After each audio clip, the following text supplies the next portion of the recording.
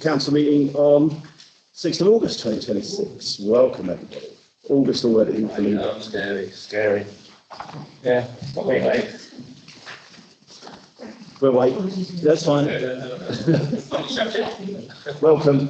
Yeah. Okay. Again, not going to do simply respect pledge. We all understand how we're supposed to treat each other in the way that we're supposed to speak. So we just need to be mindful of that, and I'll pull people up if I think that's necessary.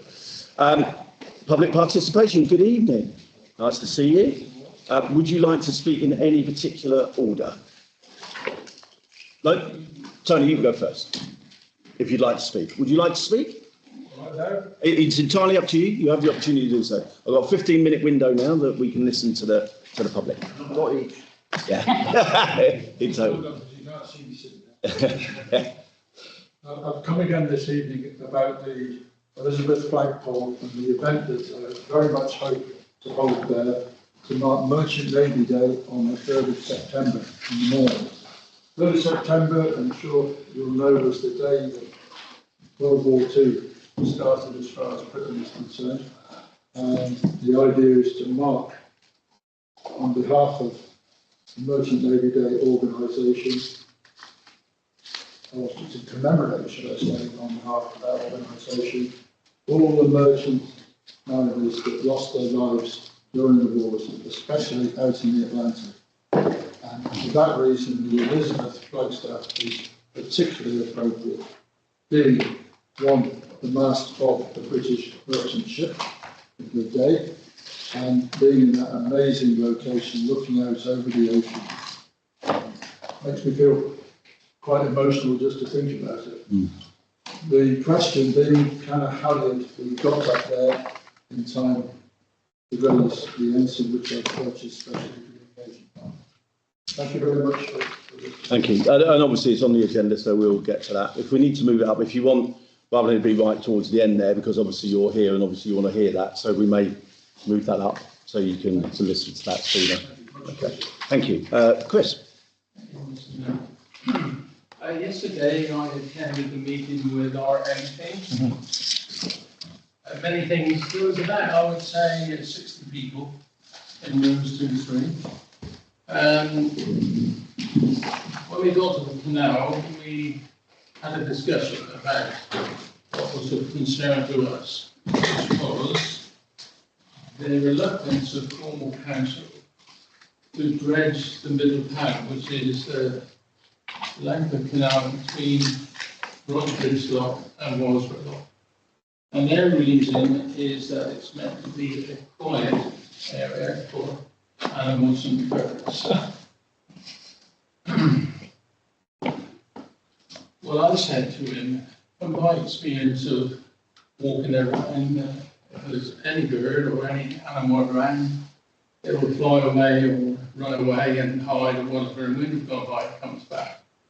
And the danger for them is if they fail to dredge it on a regular basis, it will eventually silk up.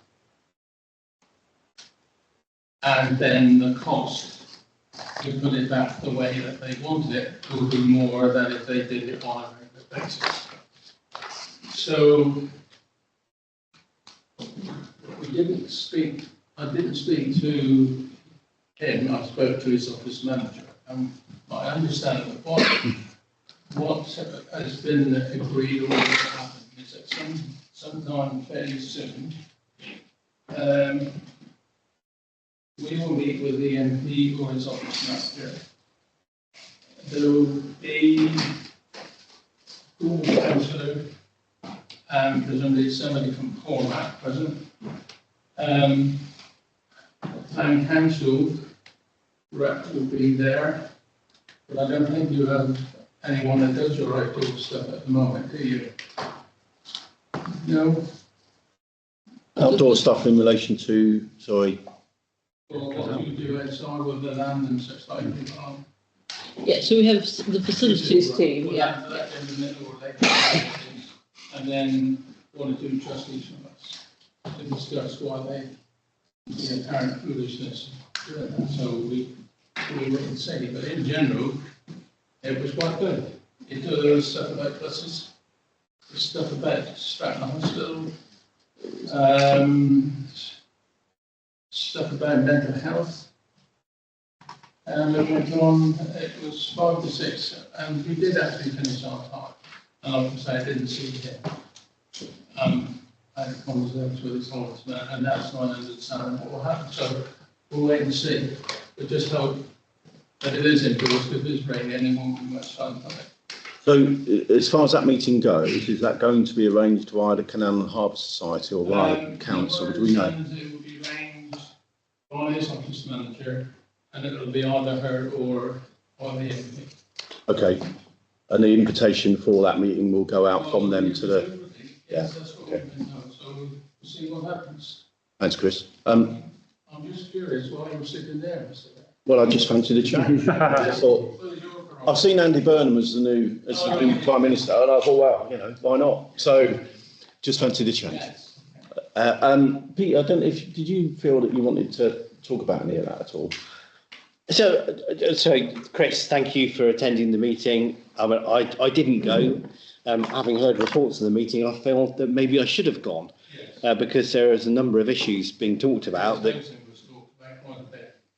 sorry, which? Housing was talked about quite a bit. Housing. Oh, right, okay. So it feels like I should have gone to that meeting, but anyway, I couldn't go as it happens. But never mind. All of the issues that you've talked about with regards to the canal and so on are Cornwall Council issues. Yes. And unless the MP comes with any funding, Yes, no, we understand all of that. well, all he can do is ask us politely, I suppose, to get on with the job. So, yes, you might as well include me in that conversation, I suppose. It was dredged, as you know, Yes. 3 or 4 years ago now. But they don't dredge that bit. No, I remember they put a strange word to it called refugee. There was a slightly Latinised version of the word refuge anyway. And I remember asking at the time if it could be done.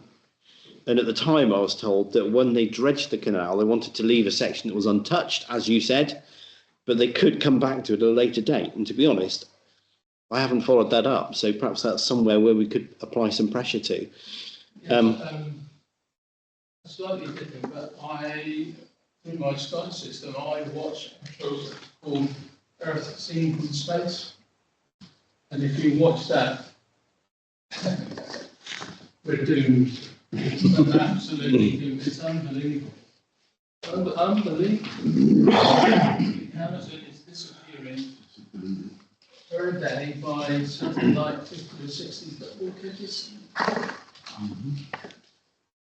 I agree. We probably won't do too badly. There are other parts of the world that will be decimated, like most of the Pacific Rim will be underwater. Be a really way short manner, really. Happy with that, Chris? We'll wait and see what the outcome of the invitation to the meeting is, and then we'll deal with it then. I think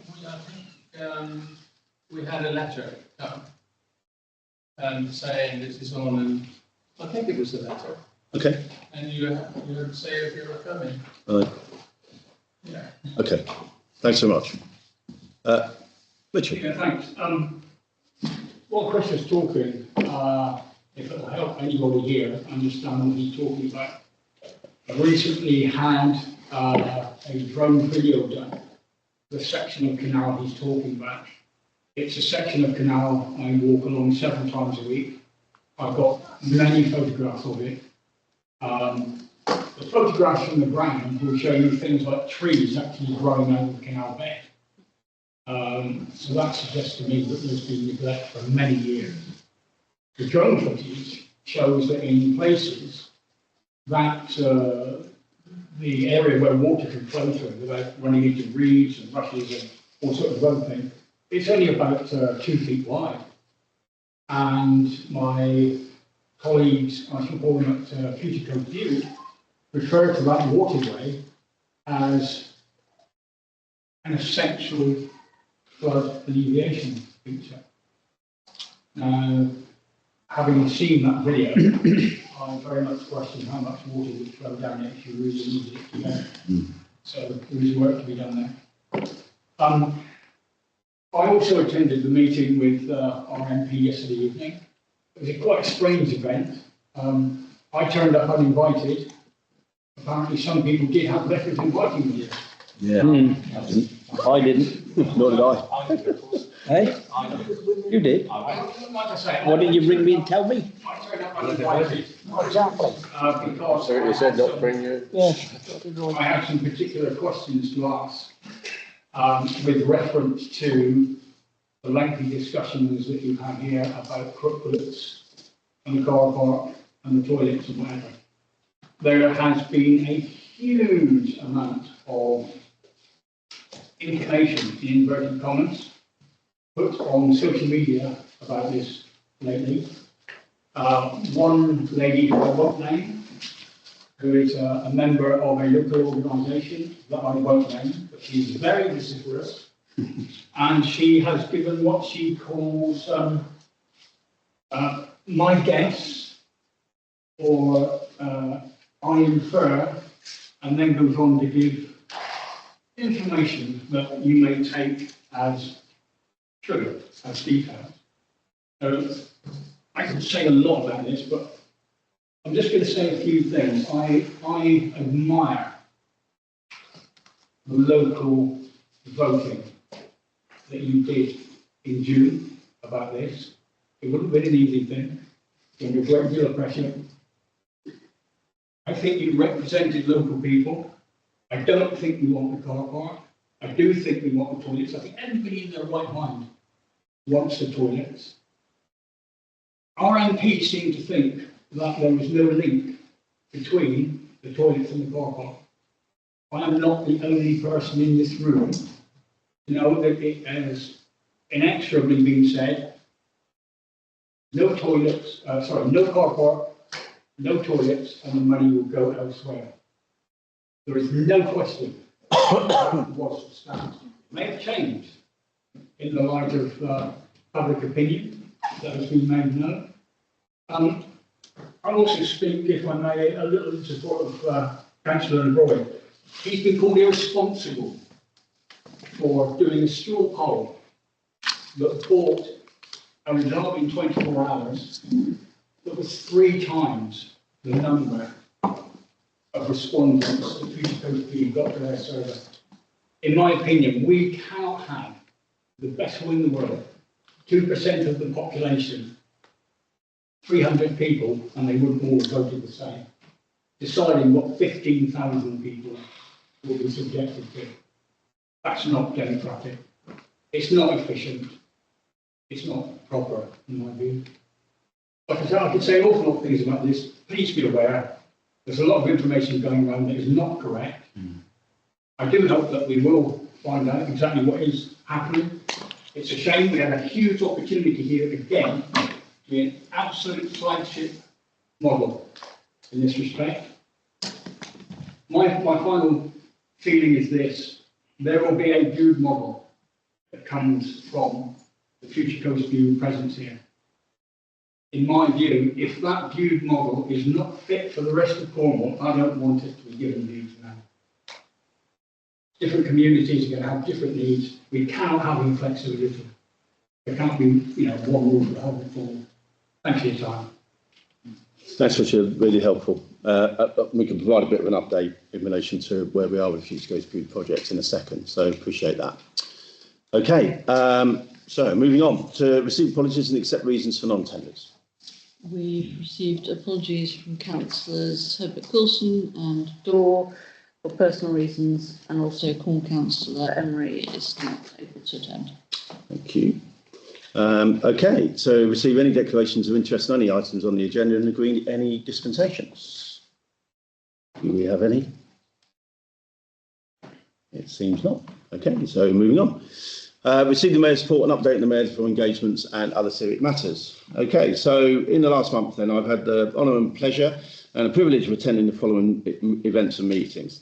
8th of July, I spent the day at Holsworthy St Peter's Fair. It's a brilliant day. There was other mayors across Devon. I know it's in Devon, but I dared go across the border, shaking hands, etc. I'm aware of the risk, but I managed to get back alive, so it was okay. It was a great day actually, and seeing the best of Holsworthy and witnessing the sort of ancient proclamation that goes back to the 12th century and also the crowning of the Pretty Maid, which is something they do every year. So it was a really good day, and it was excellent just to build relationships just across the border there.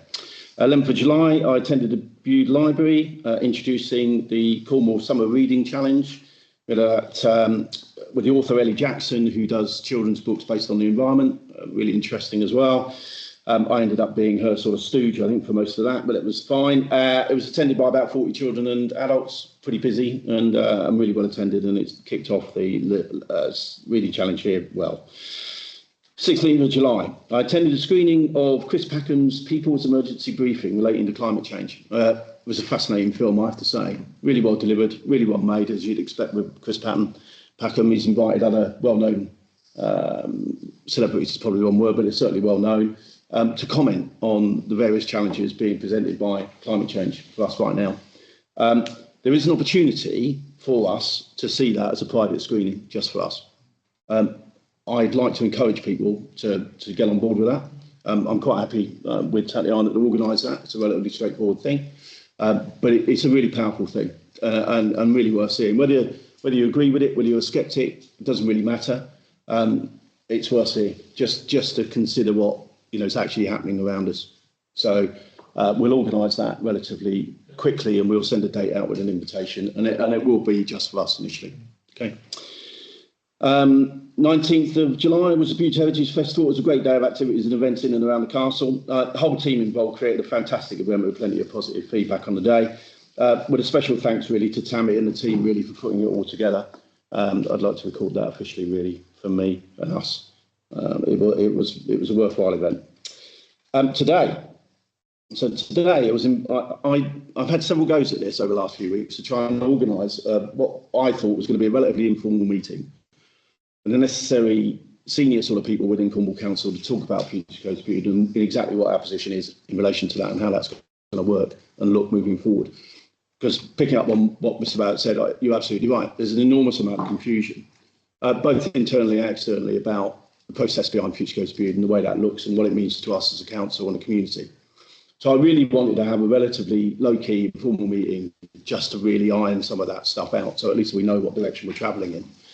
It turned out it was a bit more than that in the end. So I ended up being in a meeting with Peter, the leader of Cornwall Council, the environmental lead for Cornwall Council, the economic lead for Cornwall Council, Ben Maguire, Faye, Nikki, and there was I'm missing off a couple of others as well, aren't I?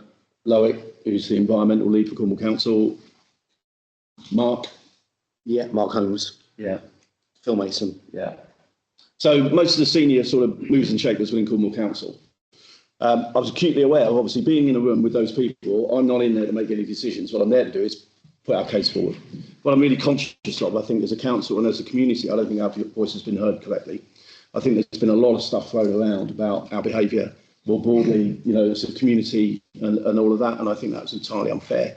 And I wanted to make sure that we were appropriately represented with the right people.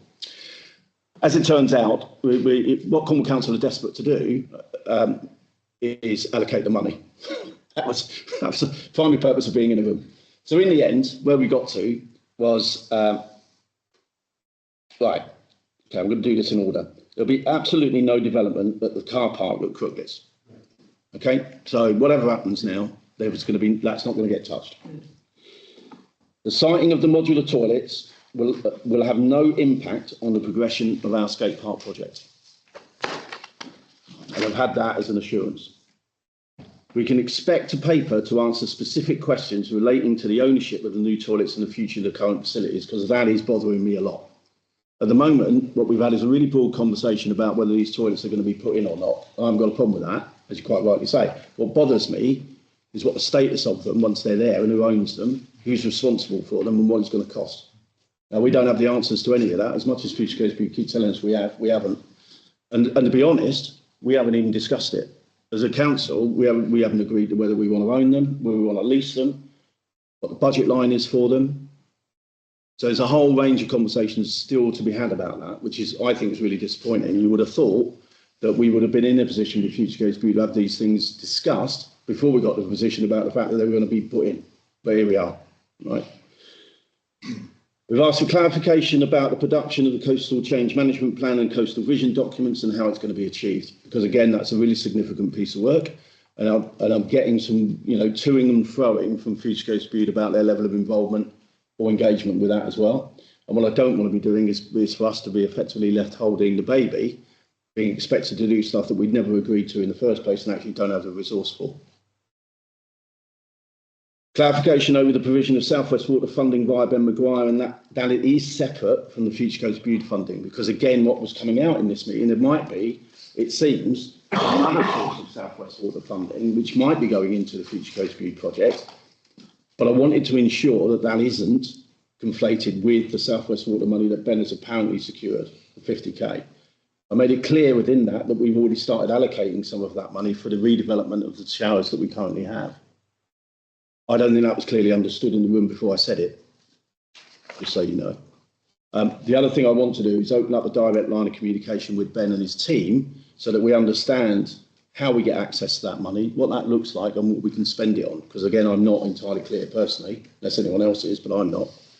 I want to be able to use that money. And if it means refurbishment of current facilities and we're able to do that, then why not? Okay. I'd expect this information to be provided in the really near future so that we can better understand the implications of the Future Coast Bude project for us moving forward from this point. They agreed. There's a lot of unanswered questions. There are going to be several briefing papers produced as a consequence, and we'll be better informed moving forward. There's a lot of decisions for us still to make. The other thing I'd like to do is also maintain high-level engagement so that we've got effective lines of communication, and then let that filter down to the sort of shop front, if you like, and then work out how it is as a council we're going to operate with Future Coast Bude for the next 7 or 8 months while they're in play. But this idea at the moment that they can pull the drawbridge up and effectively take their ball and run off elsewhere with it, it's not acceptable. And that was clear in the meeting. I have to say, Peter did say it several times about the level of disappointment. I agree with that. I think we've had a golden opportunity here to do some great things. I think we were sold a particular project in a particular way, and it's not turned out like that at all. It's really disappointing, I think, that we've had another opportunity for funding to come into Bude that can be used effectively, and it's been really, I don't want to call it an abject failure, but it certainly isn't a success. Not in its current form. We're now fighting through the sort of dregs really of what's left and trying to make something good out of something that's not great. It's not good. It's not a great look for Bude. It's not a great look for us. But I personally am determined to try and get what we can out of what we've got left and come up with a positive position by the end of it. Because I do think, as Richard has said, this is critical for us moving forward. It has an impact on the way that Bude is perceived in the future and funding opportunities later on. So I will continue to work hard on that and keep you up to date. And so will Peter. He's fully engaged with it from a Cornwall Council perspective. So we'll deal with it and I'll update you as necessary. Richard. If I could just add a thought I had, I forgot to mention. There is a sort of who is responsible for toilets? Is it Bude-Stratton Town Council? Will it be Cornwall Council? I find it odd. I believe the cafe on the left-hand side of the river is rented to Nick May by Cornwall Council. It seems odd that the cafe doesn't have any toilets itself, like Rosie's on the other side does. But of course, it seems to me that if the toilets aren't open, then how can that cafe open? I agree with you. There's so many, and it's the disestablishment or decommissioning of the current toilets, etc. What's the timeline for that? Yeah. What does that look like for us? What does that mean as the leaseholder? Again, all of these questions you would have anticipated and expected there to be reasonable answers for at this stage, and there still aren't. There was a lot of assumptions in that room with these senior people about things that have been said or done that clearly haven't. And I really wanted to make sure that they were aware of that. And I think, again, you were in the room, Peter. I don't know if you've got any more to add to it than that, really. But it was evident, the leader of Cornwall Council assumed that we were going to take ownership of these new toilets. And I said, well, hang on, we've not had that. Nobody's had that conversation. And we're certainly not committed to that, regardless of them being placed wherever they're going to be. There's been no further discussion than that. And he was surprised by that, but as he should be, because he would have expected that to take place, but it hasn't. So we need to progress it. Peter, do you have anything else to add to that? I'll do it in my bit. Okay, fine. Does anybody else have any further questions on that? Tom? Well, not on that, but on the mayor's report, it's sort of related.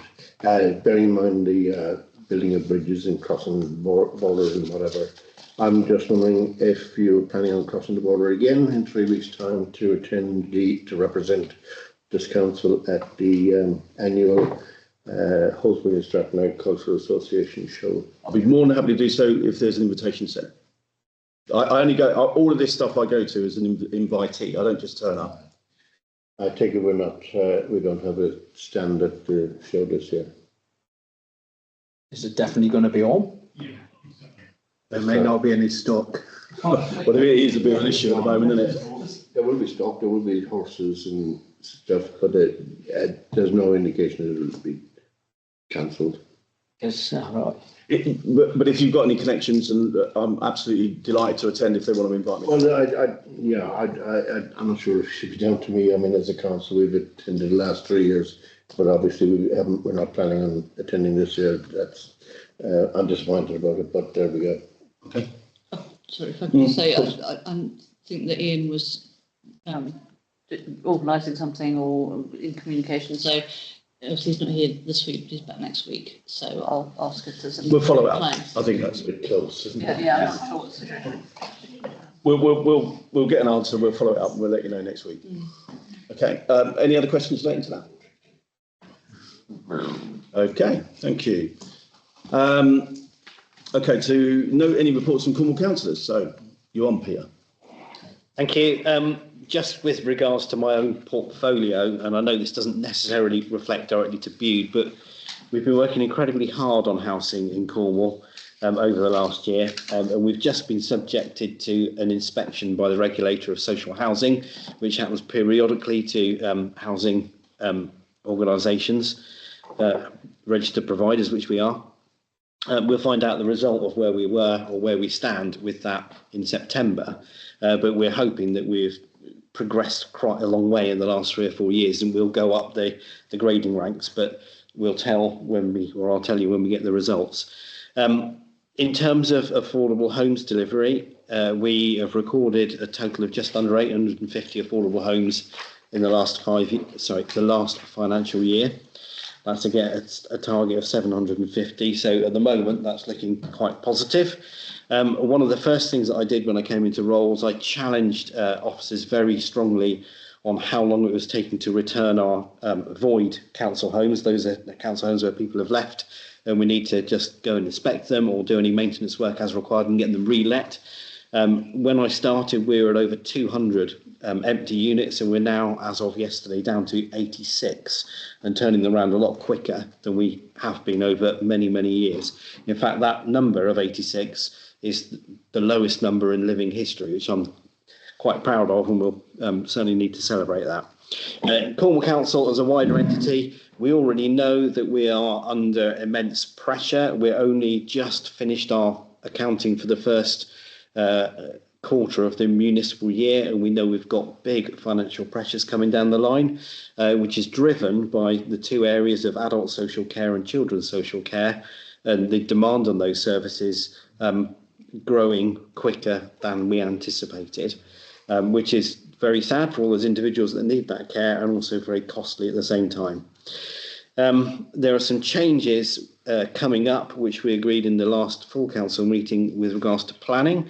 I believe the planning has been asked to respond to those changes, which we have the outlines of already. It'll effectively mean less detail coming to town and parish councils and more decisions being made directly by officers. But that's a matter for the chair of the planning committee at the moment. I'm doing lots more work on building viability and understanding why the building and development market is currently stalled in Cornwall. If you hadn't noticed, there isn't very much getting built at the moment, and that's effectively because by the time a developer's bought the land, applied for planning permission, bought the bricks and cement and roof tiles, they've spent more than the property's worth. And at the moment, we're in a position of the market actually having stalled. Today, I had 3 really interesting meetings. The Future Coast Bude one, which the Mayor has mentioned. I don't want to say too much because the detail of which we already know, and I personally have turned myself inside out over some of the stuff that's come forward. The overwhelming sentiment I have is that the educational piece that Future Coast Bude gave us told us, and I believe this with my heart, that in coming years we've got significant challenges coming our way, and the rest of the world has as well. But specifically, when you get a high tide and storm event combined with an inland rain event, Bude will flood, as it has done several times in recorded history. But that is likely to become much worse as time goes on. I'm sad, in a way, that Future Coast Bude didn't seem to address any of those issues. And the best that we've got out of it is effectively some Waterloos. And I think, if I'm honest, we could have done much better, and somehow we need to learn how to engage better when opportunities of this nature come our way.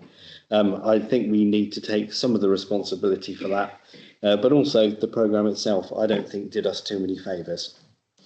I met also today with some families, some Afghan families under the government resettlement programme that live in Bude. They're making a life for themselves. They told me their stories, and I have to say, some of those stories are overwhelming about how their families are being regularly attacked and killed by the Taliban, even now, where they're being chased, those families that have come here because they served the British military and the British government there. It's uplifting to see how hard they're working to create a new life for themselves, and I welcome them into our community. And then finally today, I had another meeting which is all about cross-border connectivity and looking specifically at the number 6 bus connection between Bude and Oakhampton. And I have to say, it just felt like more of the same. We know it's not working. The bus operators know it's very difficult to operate. They're trying to get as many people onto the bus as possible to maximise the revenue, the money that they take for that bus service, but the side effect of that is it means the bus goes quite slow and stops at every possible stop. I did express in that meeting that I would like to see some innovation brought to this by combining potentially other direct express services between Bude and Oakhampton and or Exeter to complement those services that we already have. Whether that will or will not get taken up, I'm holding my breath. Thank you. So much. Any questions relating to that, Jeremy? Say about the housing. Yes. The last 2 o'clock come up from me. I've gone to somebody from Stone Ash, and this week somebody from Trural's moved up there. When the hell are the local people going to get homes? How's it they never go to anybody from Bude? So when homes go onto the home choice system, they are allocated to people. Yeah. And there is a series of tests, if you like, for want of a better word, to test local connection. Now, local connection can be down to a parish or town level. So if you have a brand new property, most times they will go to somebody who has to have a parish connection. If it's a property that has been built, say, 10 to 20 years ago plus, it can go to somebody with a Cornwall connection. However, if somebody applies from Bude with the same needs as somebody from Truro, it would be the Bude person that would be prioritised. But if the person from Truro with a Cornwall connection applies that has greater needs, then they will be given the property. Now, it's a big test, but what I would say come out of it is that family that's been allocated the home has greater need than anybody that applied or may not have applied from Bude. I look at this stuff all day and I test it every day.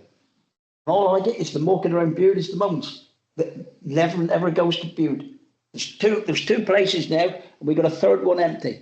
And we already know nobody in Bude's going to get that one. Well, those individuals that believe they're not being allocated homes fairly, there's a lot of people in more than welcome to contact me direct, and I will ask officers to provide me with a report on why they're not getting homes. They were built for Bude. They should be for the people of Bude. And if this council doesn't agree with that, you shouldn't be sitting around this table. Well, Cornwall Council is the housing provider. Yes. So we can't just keep people in their own parishes entirely, exclusively. The local community always seems to miss out. Well, it won't, because the local and parish connection criteria apply. So how does somebody from Truro and Saltash get places in Bude? Maybe nobody from Bude applied for it. There were people from Bude. We don't know the individual case, do we? Okay, just to draw that to a close, if you want to have an individual conversation about that and sort that out, I think that's fine, because I think you've made your point, and I think you've given an answer. And I think that if you want to have a further conversation about that, you can do that with it. What should be more important to the people sitting around this table than getting homes for the people of Bude? What should be more important? We've just spent ages talking about future coast. Don't matter, does it? Because the people of Bude won't be able to live in it. I don't think anybody disagrees with it at all, but I think, again, it's a conversation direct with our Cornwall Council representative. Jeremy? Early days, Peter, I know, but at the macro level, I'm wondering what Cornwall Council are thinking of in response to the Andy Burnham kind of drive to mayoralties, etc. Because isn't there a risk that we, as a county, let alone the town, will be missing out? And I'm just wondering what discussions are going on, what early approaches and thinking is going on, because it will have an impact throughout Cornwall if we aren't careful, in my view. It's a very good question, and I can give you some assurance that it's been talked about every time we sit around the cabinet table, which at a minimum is once a week. So the current thinking is that we have been given a very firm indication by government that we can become a foundation strategic authority, which gives us almost every advantage that a combined mayoral authority would have. Okay, so we're well set, and we're in a good position. Also, the opposite alternative, or the alternative to a standalone authority as Cornwall only, is to have a combined authority where at the minimum we would combine with Devon. Now, you might be aware that Cornwall is a unitary authority. We unitised back in 2009. And you may also be aware that all of the other three-tier local government authorities in the UK have been instructed to unitarise. Devon is going to combine into 3 separate unitary authorities. That is going to take them some years to implement and get over. So I would suggest that combining Devon and Cornwall into a combined mayoral authority would be an invitation to a sort of disaster, to be quite honest at the moment. Cornwall is an authority, and I'm grateful to receive any challenge that we have, but it's incredibly well respected. We mustn't think of ourselves as a tin pot, tiny authority. We're one of the biggest authorities in the country, and we're incredibly successful in a number of ways that we deliver our services. The other thing that I want to say is that just looking at the population footprint, Cornwall is approximately 575,000, Devon is approximately 750,000, and has 2 significant cities, whereas we have 1. So if you had a combined authority, I wouldn't want to prejudge this or pre-guess this, but my worry is we would always find ourselves outvoted and at the back of the queue as the junior member of that combined status. No, that's useful. Thank you. Yeah, I'd agree. The conversation I had with Lee Foster is what he's saying is I think we're pretty well positioned as a to hold our own as a foundation trust, as you say. There's no reason at all why we shouldn't continue to. I'm sure I'm not alone around the table being sick and tired of hearing about the Manchester effect. Yeah, I agree. Already talked about. I am proud to stand alone, right? And that doesn't mean to be exclusive. We must look outwards, but we also must be proud of what we have. There is also early thought being given to a combined partnership with the Isles of Scilly under a Latin term sui generis. That means without rules authority, which may be something we look at as we go forward. Strangely, that's the motto of the Prison Governors Association. Just a bit of. You understand the Latin, well done. If it works for you, it's going to work for us. Okay, brilliant, thank you. Pat? Yeah, Peter, you're on your voids. Did you say you've got 80 voids left? 86 empty. Do you know how many of those are attributed to Bude-Stratton? None. Hopefully there won't be any, but... Well, there will be some. Oh, okay. And how long does it take to turn them around? Too long, I know. and it's going to vary. So if they're particularly difficult houses, it can take up to 100 days. That's a disappointing number. Yep. But they can also equally be turned around in 14 days if they just need an inspection and just all the gas and electrical safety tests. And that, if that's all they need, they can be returned into use very quickly. Yeah, so how long do you know it will take to get that on top of that 80, so we don't know how many left in viewed? We'll get to a 0 point. We'll never get to zero Okay. because people come out of houses and they need to undergo the mandatory standard tests before they go back into use. So I suppose it's a case of improving the process to make it quicker and smarter. Yes, and I am incredibly focused on that. No, I know you are. No, I'll decide on. Thank you. But thank you. Thanks so much. Kevin? Well, I had a couple of observations, really. The first observation is if there's any kind of link with Devon attempted to be imposed, it would be disastrous. It would lead to, I hate to say civil unrest. I don't mean civil unrest in the rioty kind of form, but it would certainly be marches and probably council tax strikes and all kinds of things. And it ain't going to happen because government, despite evidence to the contrary, knows a little bit better than that. So I would suggest that Devon Wall in any form would never happen. On the Future Coast view, I echo Peter's sentiments. I do think, we need to look gift horses very carefully in the mouth, but we don't need to shoot them on sight. And I think we need to get that balance between the two. And some of what's been said on social media does, to me, look like shooting the gift horse on sight. Nothing must ever change. No blade of grass must ever be altered our way or not at all. Keep your money. I think that is short-sighted, and I think criticised for being short-sighted, rightly so. On the other hand, we were presented with a false prospectus. We were told that we were able, or the community was able, to shape things that they weren't able to shape and do things that they weren't able to do. And eventually it did come down to some simple shovel-ready projects that we either nodded our head to or didn't. And it's very disappointing that this very significant funding stream ultimately came down to that. But I think lessons must be learned. And I echo Peter, because I do believe that we as a community and perhaps as an authority need to engage more fully at a more early stage, and those people that are the funding providers need to engage more actively with us and not present us with these false prospectus that we can choose or we can shape things that we cannot choose and we cannot shape. Thank you. Right, moving on. I'd like to move up item 12 on the agenda because Mr. Pendleton is here to talk about it or hear about it if possible. Do we need to vote on that? No. Okay, so I'm going to move item 12 up after 6. So effectively 12 is now going to become 7.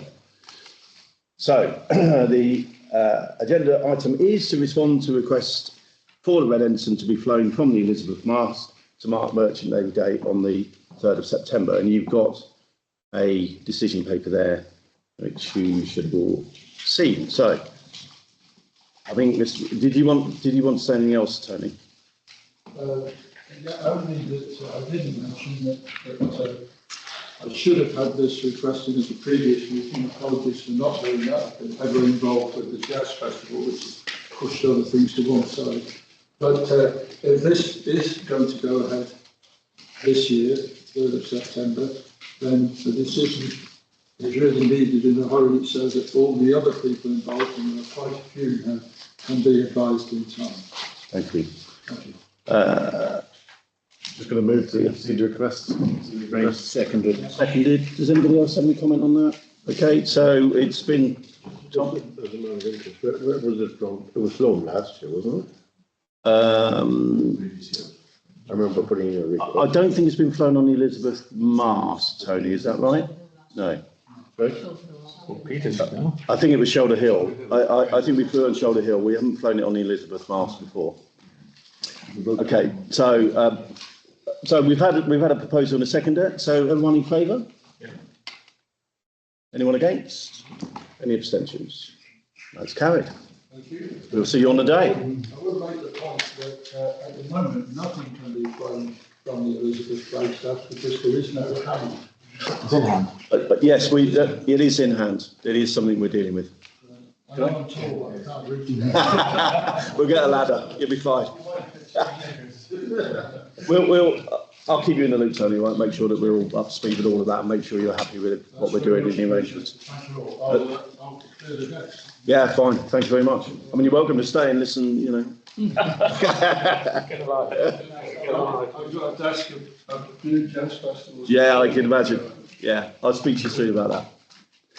Thank you very much, Ben. If I could just drop this in front of you while we're here. Yeah, of course. I probably won't have another chance. Yeah, thanks so much. Appreciate it.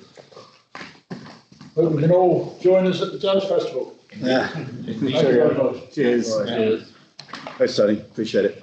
Okay, so moving on then to what was item 7 is to note any reports from the committee chairs and representatives from outside bodies. So corporate democratic services. I know it's been a fairly lean month, isn't it? Yeah, I'd only like to mention that I've now joined the Councillor Advocate Scheme with the Police Crime Commissioner's office. They're very active, I have to say, so I'll keep an eye out for things that I can report back on. Has there been any particular advice? The most significant was about threats towards public officials, etc. Okay. Yeah, and I think, yeah, we're all pretty conscious of that. Yeah, and that is something to keep in the forefront of your minds, I think, when you're out and about. Okay. So Cultural and Heritage Committee. Yeah, not much to report. The library had the wall moved, which I've been in there, and it's made the biggest difference to the library. Honestly, when you see how much it was really moved, it looks barely anything. But the amount of space they now have, they can comfortably sit, like they said, up to 70 young people and their parents in that space. It's made the world of difference, that library. So that was one really exciting thing. And the only real thing is something that is coming up very soon, and that's the vision that we put together. So And that's on the agenda anyway, isn't it? Planning Committee. Nothing from me unless I need the rest of the team of anything. No. F&E, we didn't do an F&E, did we, this one? No. Thank you. Minutes then. So, full council to approve the minutes of the previous meeting on the 9th of July, which again you all had a copy of. I'd like to propose that. Seconded. All in favour? Anyone against? Any abstentions? No. Thank you. Where are we now? So, oh yes, committees. We to receive and note the minutes of committee meetings below. So, Corporate and Democratic Committee on the 16th of July. Does anyone want to propose those? Do you know what I mean? Anyone seconding? Yep, seconded. Everyone for? Anyone against? Anyone abstaining? One abstention. Thank you. Cultural and Heritage Committee, 6th and 23rd of July. Opposed? Seconded. All in favour?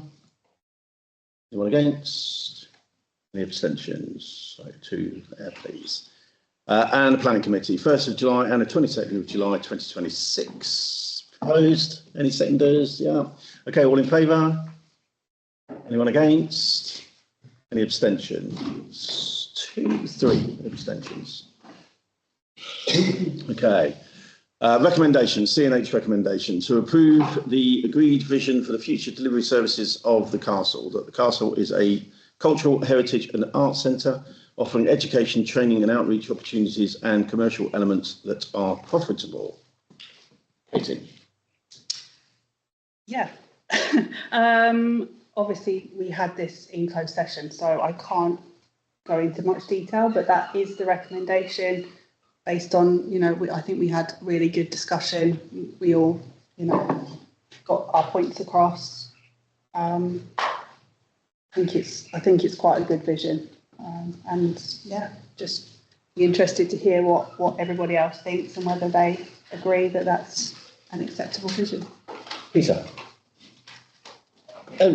Sorry for putting this thought into this because it's quite a late date, but we have museum accreditations, don't we? Yes.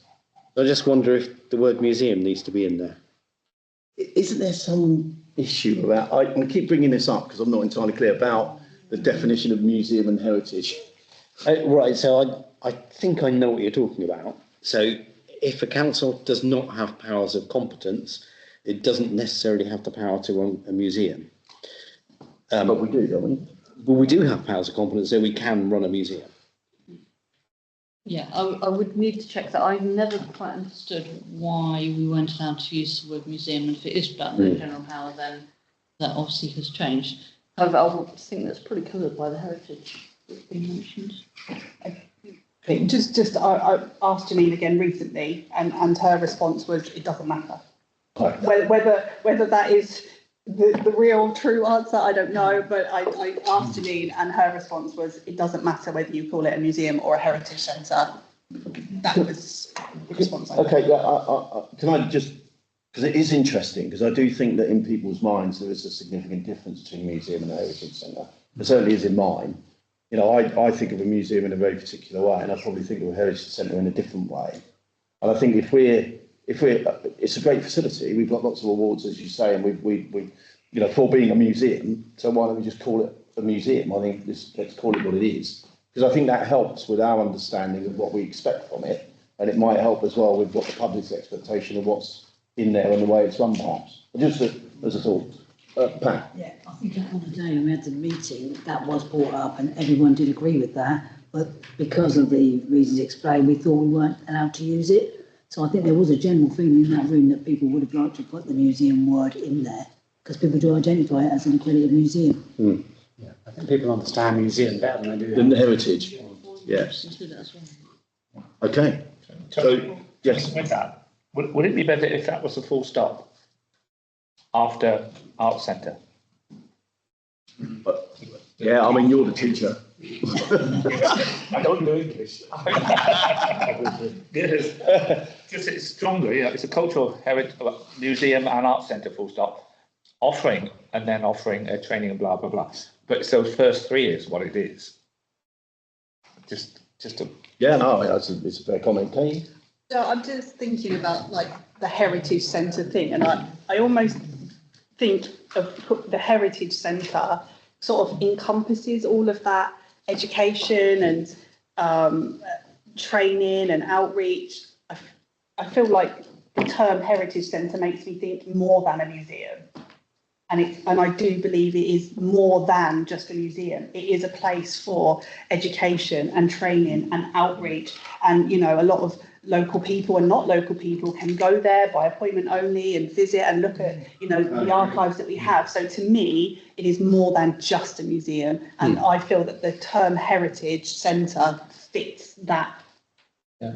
It's more of an active phrase than a passive phrase, yes. I think. Yeah, fair enough. Yeah, I was just going to say, couldn't we add at the beginning that as well as a museum, the castle is a cultural heritage and arts centre. It's a museum culture, yeah. We can't, as an English teacher for my scenes, we can't just put a full stop there. We'd have to. Fair enough. I mean, you're the expert. You rephrase the second part. Well, we'll. Yes, you would have to rephrase the second part. If you just was the word museum. Semicolon. Very good, technical. Can you just read out what you think it should be, just so we've got a note of that? So if we go around here and. What, the museum bit or the... Yeah, well, you just, yeah. That, as well as a museum, the castle is a cultural heritage and arts centre. It offers education, training and outreach opportunities and commercial elements that are profitable. Right. So we're just adding as well as a museum at the beginning. All right. Okay. Right. So we'll bear that in mind. So that's where we are at the moment. Pat. I don't disagree with Pat, because I'm not very good at English, but what I would say is I don't want people to think about this as a museum. We've got to get away from it being a museum. It's a heritage centre. It encompasses everything about education, outreach, the whole piece, not just the castle. It's all to do with that. I'm all for adding the word museum, but I'm very mindful that we don't want to be known as the museum. Okay. Cool. Right. Kevin? I think if we add the word museum, and I'm ambivalent as to whether we do or not, it needs to be a museum of something, you know, a museum of the history of Bude or a museum of the history of this area. Because the word on its own, to me, apart from the fact that we've got museum accreditation, that is a technical thing, really doesn't add a lot. So if we are going to add a museum, I think we need to put it a museum of, and then whatever the heritage of this area or the history of this area, or so on. Come back to you, Peter. Tom? Well, I wasn't going to get involved in the thorny issue of museum versus heritage centre myself. Just to say that I had intended attending that meeting, but a small matter of looting kept between me and attendance. So the only thing I can see, based, you know, with the recent kind of information that's become available and various deliberations, etc., I can perfectly understand why there might be a desire to put a positive spin on the castle as a heritage centre or a museum, whichever you prefer. But I just wondered here whether, in the interest of transparency, whether there might be an opportunity to make some reference to the significant financial contribution that the council and obviously the council taxpayers make towards this heritage centre / museum. I think this particular thing that we're here to approve or not approve, agree with or to not agree with, is just the vision. It's nothing to do with any financial element as of yet. We're not there yet. We're not in that position. I think it's pretty clear from the vision. We've made it pretty clear. Any commercial elements that are profitable, that makes it very clear what the stance is here. But as far as that bit, we're not there yet. We don't even know what any of that looks like. That's just a vision for the end of the 5-year plan. So by the end of the 5 years, hopefully, this is the vision that it is. Did you want to respond, Tom? Briefly, I wouldn't be suggesting this only for the fact that there is the commercial elements that are profitable is mentioned. That's why if that wasn't there, I wouldn't have brought this up. Okay, Peter. Sorry, did Councillor Richards make a proposal? Well, we discussed it. We haven't quite got to that point yet. So I just wanted to give everybody the opportunity to talk, and then we'll go back. Okay, so if we're going to go back to Councillor Richards, yeah, I would be really happy to second her proposal, right, if she were to slightly reword it, right, and say, as well as Bude's museum, and then the rest. Okay, well, we'll just bear that in mind for a second, right? And like I said, I want to give everybody the opportunity to speak, and then we'll come back to it. I think we're almost in a position. So who did we have? Greg. Again, it's a minor tweak, but I think that last sentence, commercial elements that are profitable, could be the other way around. Just say profitable commercial elements. It reads better. Okay. More than happy with that. Paul? Yeah, the other thing I was thinking that I know it's in Bude, but it's actually North Cornwall's. We just have to be careful and mindful of other areas, because they have fed into that, and they give what they have. They do, you're right. We often have artefacts from all over Cornwall. That's right. Yeah. We don't want Bude stuff. Tatiana. Oh, thank you. I was going to make exactly this point. So I take Kevin's point about it's rather nice to have a museum of, but I would be reluctant to define that without having Janine in the room. I think that if we made a decision and then said, oh, we've now called it a museum of Bude or whatever, she might not be very pleased. So I'm wondering whether it might be worth just putting the museum bit in between offering and education. So it's a suggestion, I know it's not for me to do, but the castle is a cultural heritage and arts centre, offering a museum, education, training. That's a suggestion. Okay, I've had several now, so we'll Perhaps sort this out in a second. Perhaps we pass it back to Janine. Well, to them to come back. No, we definitely can't do that. we need to, this is a really important piece of work actually. And it's important that we do deliberate this properly because it's not something that's really been done properly in the past, which is a clear understanding of what the castle stands for and what it is and what we expect it to be. So getting these sort of formal words is quite right, because quite important, because it is going to form the basis of what we do next. So it is important that we spend a bit of time thinking about it, but we can't delay. We need to get on with it. Can I therefore suggest you put it up for North Cornwall, that the castle is a cultural heritage and art centre for North Cornwall, full stop. Well, we'll see in a minute. So we'll get to a proposal in a second.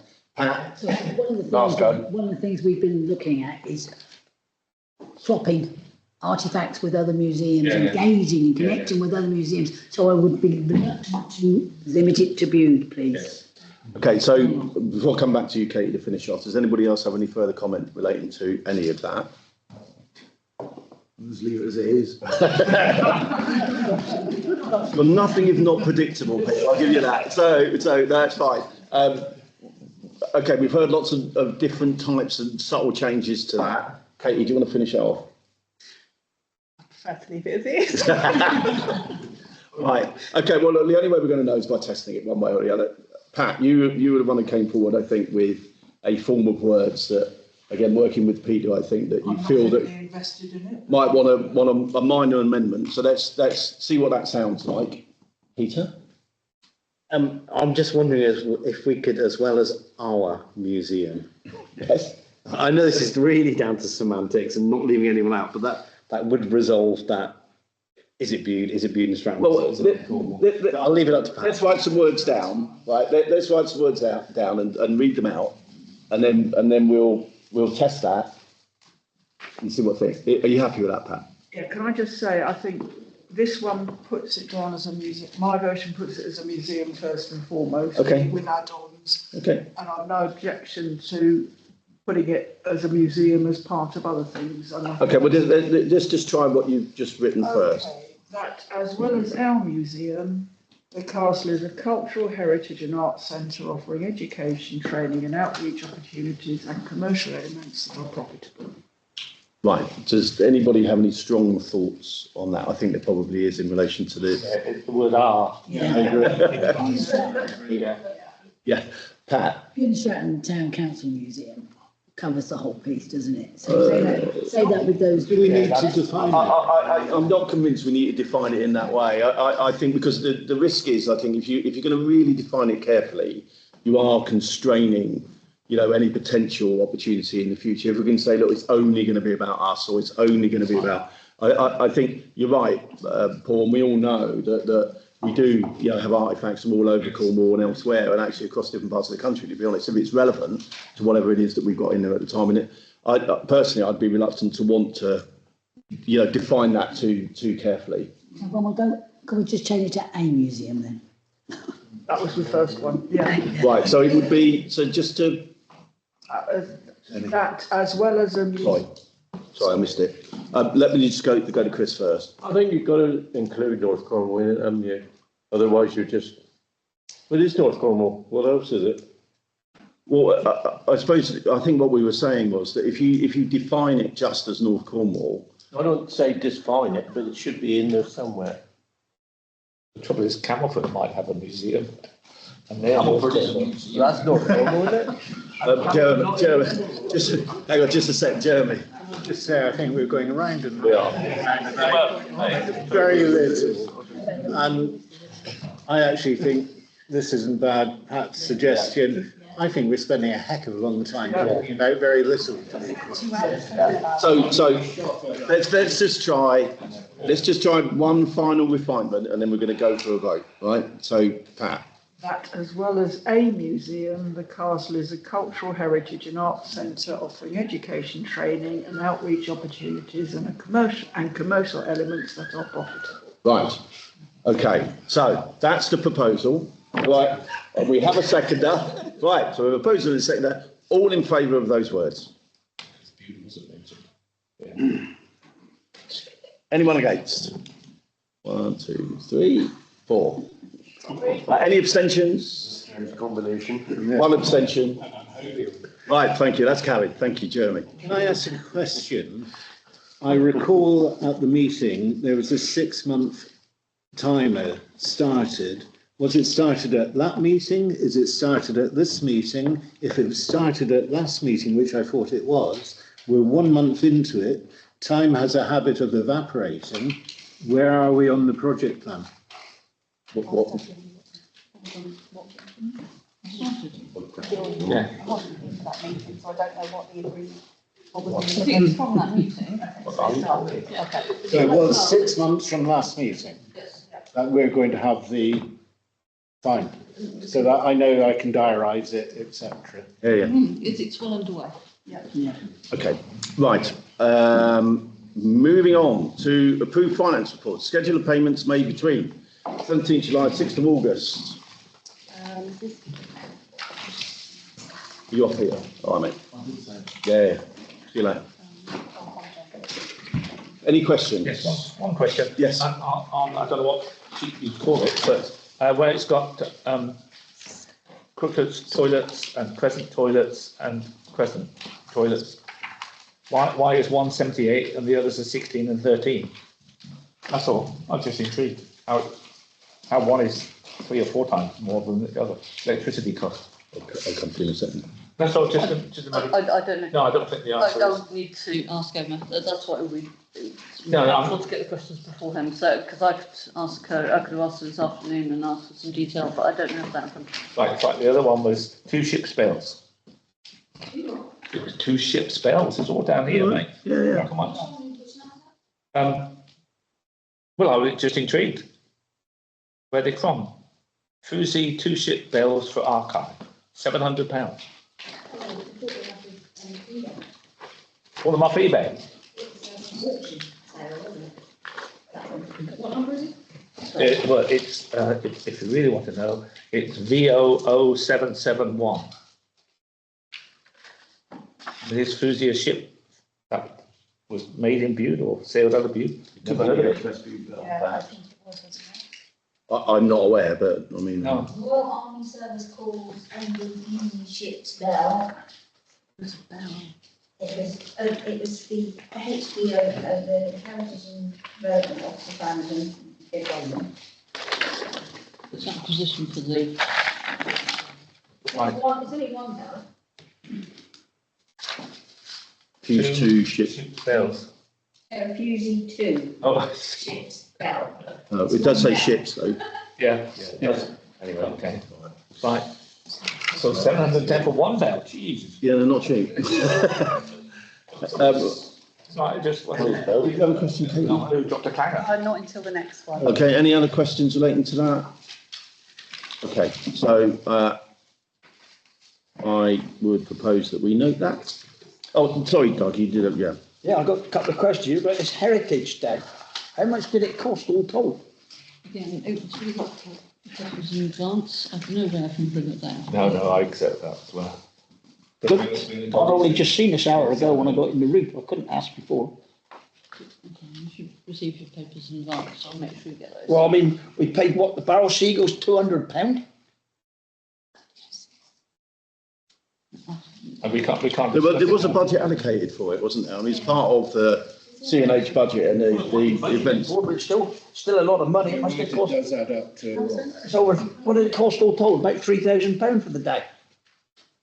I mean, the marquee was over 1,800 quid. I can get you a breakdown of the cost of Heritage Day. I mean, the pirate school, 560 odd quid. You know, I mean, it seems a lot of money we're chucking around. Which numbers? Which numbers what? All right. Oh, here, look, under 0801. That's the next agenda item. At the moment, it's Yeah, 0801. Yeah. yeah, no, but we're not looking at that yet. What's the next agenda? We haven't. Right, so it's the schedule of payments to be made between the 17th of July and the 6th of August. That's what we're doing at the moment. I take your point, but we're not looking at what you're. We'll get to that next. Okay, it's at the Right. top of the page. It tells you what we're doing. Finance list 7th of August, right? So We didn't vote on the first one. yeah, I know. I know. Right. Peter, I was just looking at line VO0765 Vincent Tractors Kubota zero-turn mower 21,467. Can I just get assurance that we have acted within financial regulations? Because it's quite a big single ticket item. And I thought that there was a limit to sign off. I just want assurance that that's been done properly. As far as I know, certainly within budget.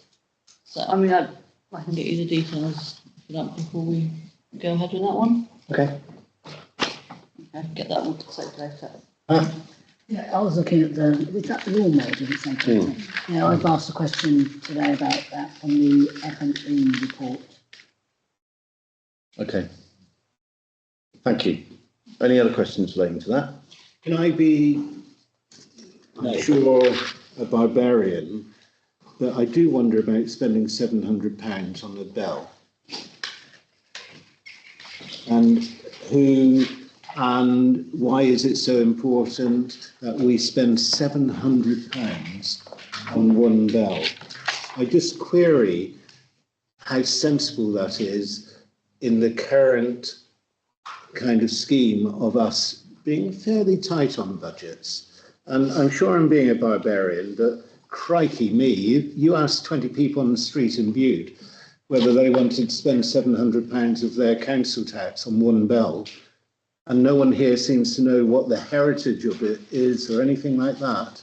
I do wonder about the financial propriety of that. I mean, just to respond, I think it's a fair comment, and I've said it, and I think we've all said it broadly. I do worry that we're not doing the financial oversight in the way that we should be, and there are decisions being made which I don't think that we're fully engaged or involved in. Now, there's different ways of skinning that particular cat, but I think it's entirely right. I have the same sort of levels of concern, when I'm seeing stuff like that, where I don't know whether that's been discussed at the right place, at the right level, or within the committee system, and who owns those decisions. And I think you're entirely right. I think it's a broader conversation to be had, because I think we keep saying it in different ways, and there's a lot of unease, I think, generally. I think about financial reporting and the way it looks as well, and how that's presented. And we shouldn't be asking those sort of questions in a room like this today. We should be clear. And if we're not, and then that's clearly the system's not working for us. So we do need to have a pretty sensible, and I mean, we've been saying it for quite some time, and I have to say, personally, my patience is starting to run out, so we do need to do it. Thank you. Kevin? Oh, we should come back. Sorry, did you want to? Yeah. Oh, right, well, I'll let you reply first. I just did a 30-second Google search. The Fusey 2 was a 25-ton steel motor vessel and tug built in 1935 that famously ran aground due to engine trouble on Middle Beach between Crooklets and Summerlees beaches in Bude, Cornwall on May 3rd, 1969. I still ask the question, if I asked 20 people in Middle of Bude that they wanted to spend 700 quid of their council tax on that, I would lay a pound to a penny, they would say no. I'm assuming we must have a barbarian. No, not at all, Jeremy. But I'm assuming we must have an acquisitions policy. I assume, but again, I think that's something that we might need to revisit. The chair to find out. Yeah, well, I will. I'll come to you after. It's Kevin first, please. Yeah, I was just going to echo what has been said from the chair, that we're worried about 700 quid bell, which is great. I would be reluctant to tie officers down to the point where they're having to go to a committee or dare I say even to this chamber for 700 quid. So if a budget has been set, I would be more comfortable to allow officers discretion over that sort of sums of money. We've had quite an expensive mower bought, and we didn't have the committee that would have overseen the purchase of that mower even meeting this month. And that to me is a more egregious sort of problem. And I think we need to get to grips with it, as the Mayor has said, and we need to have clearer lines of reporting and clearer sort of areas of accountability as to as to what can be done with office discretion and what does need people around the table putting their hands up for. Richard. Yeah, thank you.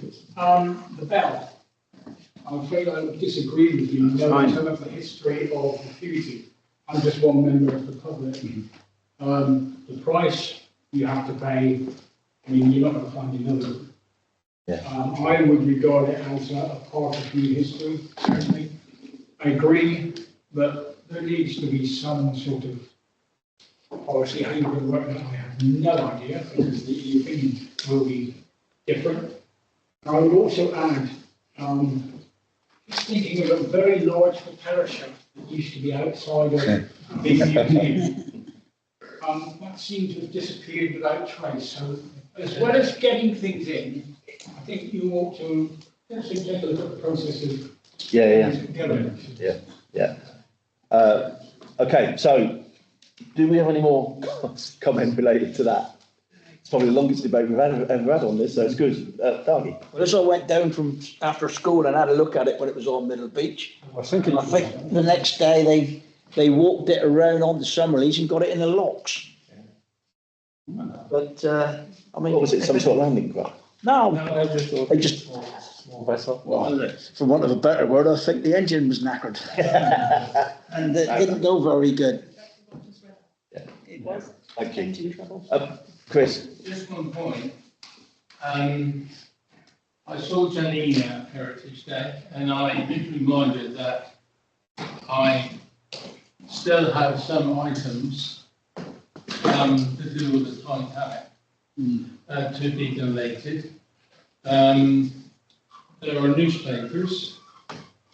There's a family Bible, and I think there may be a letter from the Britannic, which was sunk in the First World War in the Eastern Mediterranean. I now have it all in my house upstairs in my spare bedroom, and I will do my best to get it done. I also have a number of paintings which relate to Orlando Pugh, who was the eldest brother of Archie and my granddad, sailing the vessel called the Lord Devon, which didn't operate on the north coast. They wouldn't have fitted in the sea lock. They're quite large vessels. So, in due course, I will donate all of that to you. Okay. We'll mention that and see how we're going to work that out. Okay. Smashing. Right. Okay. So back to the item. We are approving finance support schedule of payments made between the 17th of July and the 6th of August. Will you have a proposal for that? Seconder? Seconder, all in favour? Anyone against? 1, 2, 3. Any abstentions? 4 abstentions, 2 abstentions. We'll vote again, make sure we've got the numbers. Okay, so If you'll indulge me, to have a significant number of councillors voting against payments already made is something which I think we ought to be taking some serious note of. we are. Thank you. I promise you we are. Thank you. Okay, so we need to do that again just to make sure we get that count right. So all in favour? What have we got there? 1, 2, 3, 4, 5, 6, 7, 8. Yes. 1, 2, 3, 4. Okay, abstentions? 1, 2, 3. Okay, happy? Yeah. Okay, good. Right, moving on. Schedule of payments made on the 7th of August 2026. To be made. The item just says schedule of payments made on the 7th of August 2026. Tomorrow. To be made, that's what I said. It's a hand up. Schedule of payments to, it doesn't say to be made, I'm just reading out what it says. Sorry, could be too To be made on the 7th of August. Katie. Yeah, VO0810, the pirate school on the castle grounds, is Nothing, it's not anything that I've seen before. It's not anything that, you know. But it does seem like an awful lot of money for one thing when you compare it to other things that have been paid for, you know, like things on Heritage Day, you know, we've got music and stuff. Nothing much seems to go above £200. But this is £562.50, and I don't even know what it is that they're paying for. Certainly isn't something that's come across CNH, you know, unless I've missed something. That fellow, wasn't it, that was wandering around? No, that is the musician and the magician, and he is on here for a different. No, the magician and the pirate were a different thing, wasn't he? What he? So him walking. Are we saying that possibly he is the person that walked around all day telling ridiculous jokes for £562? There was two of them, and they were doing events for the kids. But either way, yeah, I have to say, it's not a bad gig. Take a joke. But yeah. Well, yeah, it does feel like it's been. The other thing, Chair, VO 0828, first responder, £225. Surely we could have got some local person to do that, voluntary. That's what I was just thinking. Could have been the same. Could have been the same with the singers, couldn't it? I mean, £200 for. Yeah, I know. But Well, they were local. They're the Seagulls. Seagulls are local. Yeah, they're based in the Barrel. Yeah, I know. That's £200. As Darky said earlier on, if we took out all of the line items for Heritage Day, it would be a thundering amount of money. Yeah. okay. Fine, Peter. I just wanted to confirm about the 810, because when you said it was the bloke going around telling silly jokes, if we've genuinely paid £562.50 for that, I would be very disappointed. But can we have confirmation one way or the other what it actually was? Because if it wasn't that, I'd be quite interested to know what it actually was, because I was there for a good chunk of the day and I didn't notice. Yeah, I just to remind everybody, obviously you get all of this in advance to enable yourself to analyse these things and then ask those questions. Yeah, very good. Good point. Thank you. It's, you know, they cannot be answered immediately because it requires some element of investigation. So I would urge you, if you feel the need, to analyse these things beforehand and ask these questions in advance so the questions can be answered. With that, we only got that today. Well, they were sent out. They were sent out on Thursday, Friday. Yeah, but they were definitely not sent out today. I got mine today. You would have got it on the email with all your agenda members. It was. I got these when I walked in tonight. Yes, it did. But I've seen it. they were sent out on Friday. Tablet, we'll have a chat in a minute. Well, I was in there, I went in there. Did you ask for them? I didn't know I was supposed to. So anyway, for the majority of councillors, we get these in advance. If you don't have them, for the full council, if you don't have your papers by the Monday of the week that you've got that the meeting's on, then you need to ask, because it's important that you analyse these things in advance so that the questions can be answered. Okay? So, Kevin. Yeah, I think with the Heritage Day, we need to be mindful of a couple of things. Number one, Heritage Day was organised against a background of other things that have been happening. So, you know, I think we should be mindful of the workload of officers that were organising that and of the things that were happening around it. And I would also say that Heritage Day would have had a budget. I don't know off the top of my head what that budget is, but it would have had a budget. And how that budget is spent, I think we have, in the first instance, to trust the officers to spend it wisely, but then in the second instance, to have a wash up and a debrief and to look at how that money was spent, but not around this table in cultural and heritage. So although I can understand people's concerns about, you know, the sort of invoicing of some guy telling jokes and wearing an eye patch, that is not for me, something for today. That needs to be looked at. And I think we need, without sort of being a kind of too much of a stickler for process, we need to get into habits of interrogating these things in granular detail at committee, and then it won't come as a surprise when we're presented with these things around this table. Thank you, Kevin. Lorraine?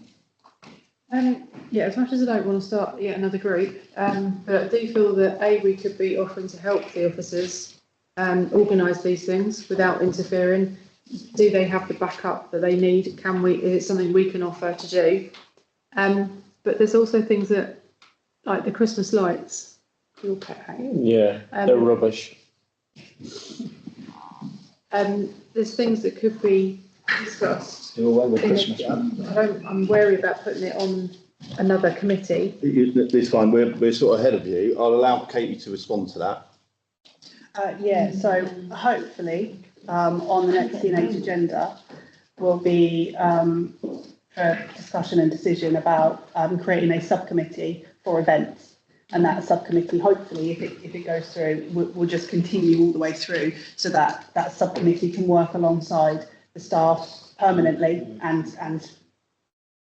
I'll have to come back. You are? Do you have to be on that committee to go on the subgroup? You have a space on the committee. I'll come to you, Jeremy. Pat? One of the things I would say is I am very hot on the numbers, and I do always, as I think you go back and challenge them. The biggest problem I find is that sometimes they come attached, not a criticism of Tracy, because I know she does a fantastic job, with different documents. So you might see planning, I think mine came with planning and something else, so it's easy to miss. I would like to recommend that we change the process to do it as a single document. I also think that it's very important that when we're asking questions, that everybody knows what questions are being asked, because you could all be asking the same question, you could all have the same understanding, a different understanding. So I'm wondering how we're going to get that mechanism to actually tell everybody, like I've done today on finance, F&E. I've only copied in F&E, but I would have liked to have copied in everybody, because then they've all known I've been asking questions. So I don't know how we do that. So There's a whole process around the organisation and management of finance. We've been talking about it, skirting the issue for a while. I think we need to grasp that net, or we need to work out how we're going to do that. Yeah, thank you. Jeremy? A comment about committees, subcommittees, is that Tom, I think, is taking the lead from the last Mayors and Chairs meeting on the committee structure. So I'm just wondering why, in advance of that, we're talking about building in new subcommittees. Well, I suppose we need to be processing the work on committees full stop. Perhaps, but I mean, at the moment, we've not had a single meeting, so we need to move on. We've not had a meeting relating to the committee structure at all yet. So, and that's been what, 6-7 weeks. So we know that there's a gap in the provision of support relating to events in particular, and I think we're highlighting some of that as part of this discussion now. CNH committee at the moment have got the responsibility for the Heritage Festival and the other bits and pieces relating to that. It's a conversation to be had. I absolutely agree with you. But equally, if we know something, we probably need to do something about it. At the moment, that seems to be what is on the table in order to try and solve this particular. It may or may not come to fruition, but I think we need to move forward in some way. Can I just clarify that even if we haven't reviewed, there are still standing orders relating to subcommittees. So you go with what's already. So you can't say you can't set up a committee just because. I don't think we are, Tom. So yeah, there are. No, I think what Jeremy's saying, unless I'm misunderstanding, we're just on with getting the work done and do it once. Entirely agree. So, and just an element of caution, because we don't want to do things twice and all of that, which I entirely understand. Okay, anyway, just going back to where we are with all of that noted. So the item on the agenda is to note these payments. Any other comments relating to that? So do we have I'd like to propose that. So do we have a seconder? All in favour? Anyone against? 1, 2, 3, 4, 5. Any abstentions? Okay.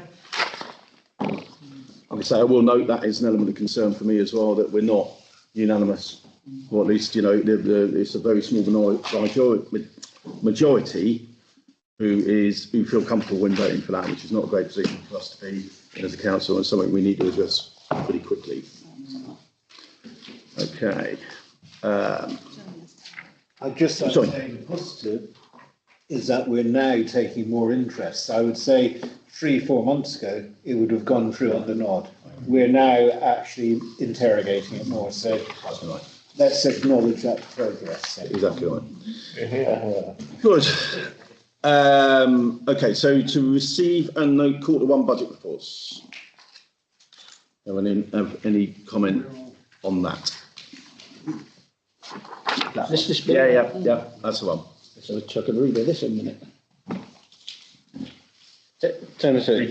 Rather than sweat reading through them, is there any officer present that can just give us any highlights? This is a good point. So obviously I'm not the RFO, and I'm not in a position to summarise the content. I was having a conversation earlier actually about improving the way that reporting comes to you, and this conversation I will be having with the RFO. Not only just this item, but also the next one in terms of reserves, because I realise you actually need more information explained to you rather than a bunch of numbers. So I will be having that conversation in the next 2 days. And if I may respond, I mean, I'm just, and again, I don't always want to boil this down to Cornwall Council, but I would expect there to be some narrative to accompany the numbers. Yeah. That will be forthcoming. I will say I've had that conversation. And I'm expecting and anticipating some action on that in the relatively near future. Pat? Yeah, so we've spoken about this quite a lot at the Cultural and Heritage Committee, and I would like to support the officers in any way I can with all the business knowledge I've got on terms of finance and making sure that we do cover this off. So I'm available to help if you need it. Thank you. Great. It's kind of backs that up in a way. 2 lines on there are insurance and rates. Is by the look of the numbers, we paid the full amount in the first quarter, which is quite normal, but it doesn't say that. Yeah. That's the sort of narrative. I think the other thing for me is that I'd like some sort of comparison. You know, so if you look at the numbers as they are as Q1, well, is that normal for Q1 every year? You know, and you know, it's those sort of things really. It's relatively simplistic, but it's important because I don't know where we are in relation to what we've been like in other years. Are we ahead or behind? Other areas that, you know, so I think there's clearly some refinement and work to be done, is evident, and really we need to just do it, to be honest. Do you know what I mean? I've said it before, and people know my view about the budgeting process. We should be profiling this spend month by month, not just divvying up the budget by 12 and saying it's going to be equal throughout the year. It's not going to be. We should profile the expenditure and the income. That's normal practice, to be quite honest. Yeah, thank you. Anybody else have any sort of comment on that? Okay, so the item is to approve the report or to receive a note. So are we happy to receive those? I'd like to propose them. Do we have a seconder? Yes. Peter? This might sound ridiculous, right? But if we didn't receive and note them, what would we and ask for them to come back in a better form at the next meeting, would the council collapse, or would it be any damage? Because I think a clear message that what we've got isn't really satisfactory. Hang on, Pat, come back. Wouldn't be a bad position. You're perfectly entitled to request that, and in the circumstances, I think that's actually quite reasonable. I don't think there would be any adverse implications currently in terms of our financial activity, so I'd be happy to raise that. Pat, did you want to comment? Yeah, I think it's a very good point, Peter, but I think that it's a bigger problem than a month. I think it'd be a bit of a challenge to get your head around all these finances. And whilst I'd like to say we could do that in a month, I think it'll be a challenge. I really do want to see with the holiday season and people to support Emma, who does a fantastic job. You know, we need to know what we want to look at, what we want these reports to say, that we understand them. So that is building a framework around these reports. So it might be a challenge, but I'm not against having to try it. Kevin? I don't think it's an either or. I don't think that there's anything to be gained by not noting what we have, because I think what we have will be accurate in its own terms. It won't be, the figures won't be wrong. They're just not presented in a way that is particularly user-friendly and particularly useful to us. So I think to reject what we have sends quite the wrong message. But I think we can caveat it by requesting it to be presented in a different way moving forward. And I believe from what the clerk has said, we're pushing an open door for that. Okay, so we've had it proposed and seconded, so we just need to vote on it. So to receive and note Q1 budget reports. All in favour? Those against? 1, 2, 3, 4, 5, and any abstentions? Okay. Okay, so finally, to receive and agree movements and reserves. I think it's a similar conversation, for a similar reason, potentially with a similar outcome. Does anyone have any questions? Any observations? Pat? Do we need to use the reserve to meet the payments, or is it just something we want to do? What's the reason for moving them? I think we do. Sorry, everybody. I think we're okay. I mean, you can defer that if you wanted to, and to have more explanation. Well, I think there's obviously there's a broader thing in play here, which I want to try and integrate into this somehow. Is that, of course, I think as a council, we're minded to receive these, but I think under the condition that what we do is carry out an urgent and immediate review of the methodology for finance reporting generally.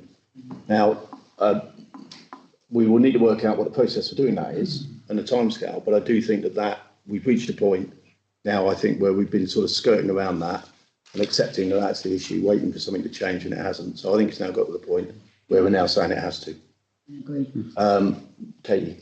Yeah, just it is a little different to the last one. Obviously, you know, the last one was just to receive and note, and note that actually it wasn't quite right. So next time it needs to be better, different.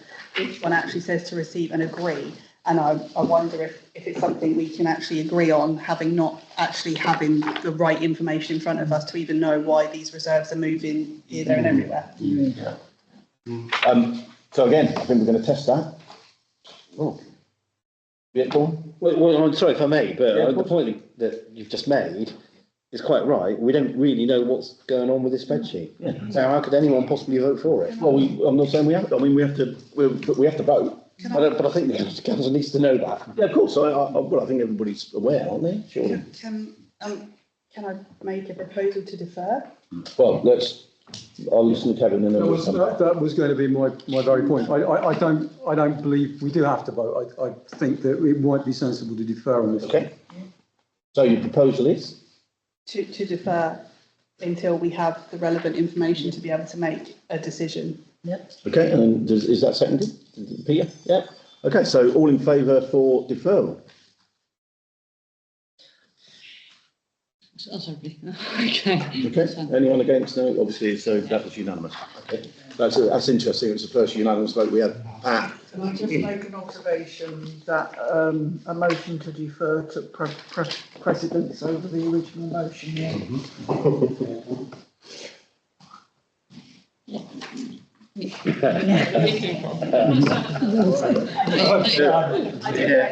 Tom, you're too slow on that one. Well done. We hadn't had any other proposal, though, had we? I didn't know that There was a motion on the agenda. Can I? Okay.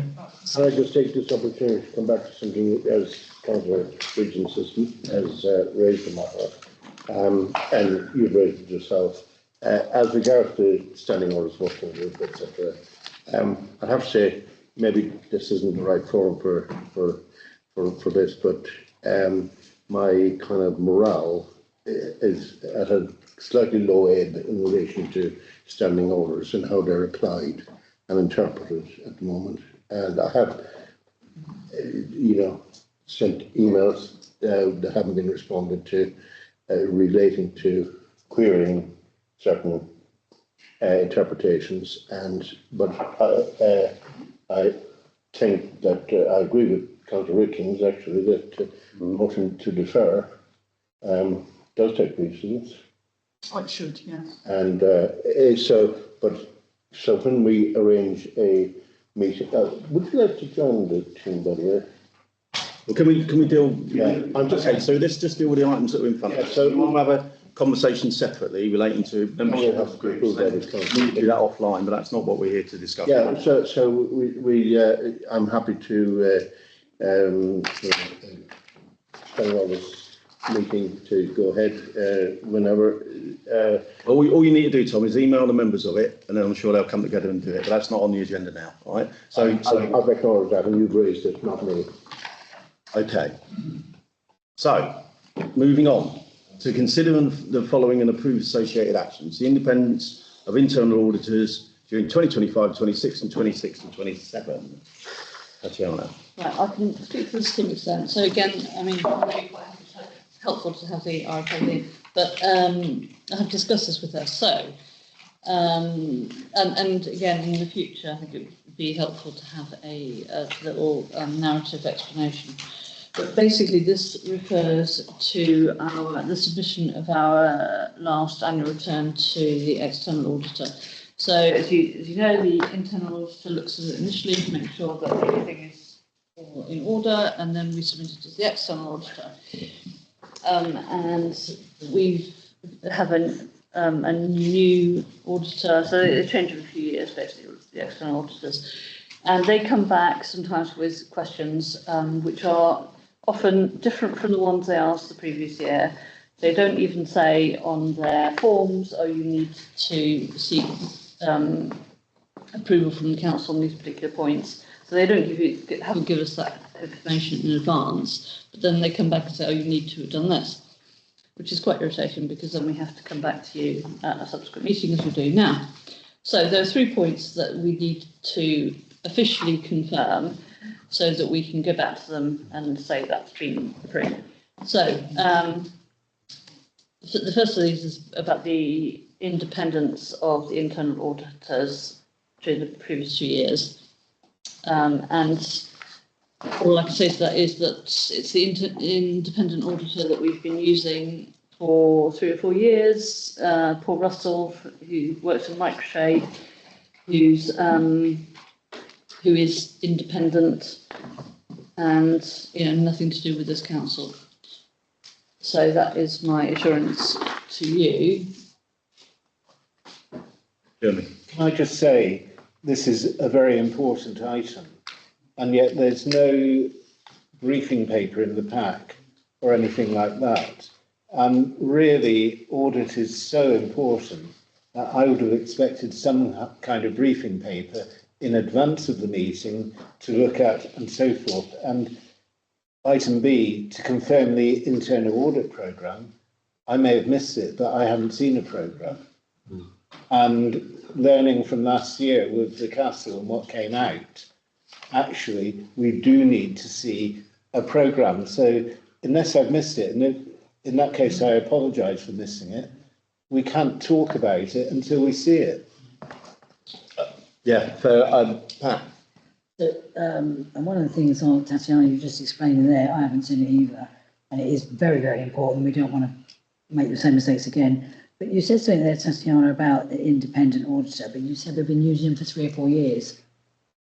That worries me a little bit because we know them, they know us.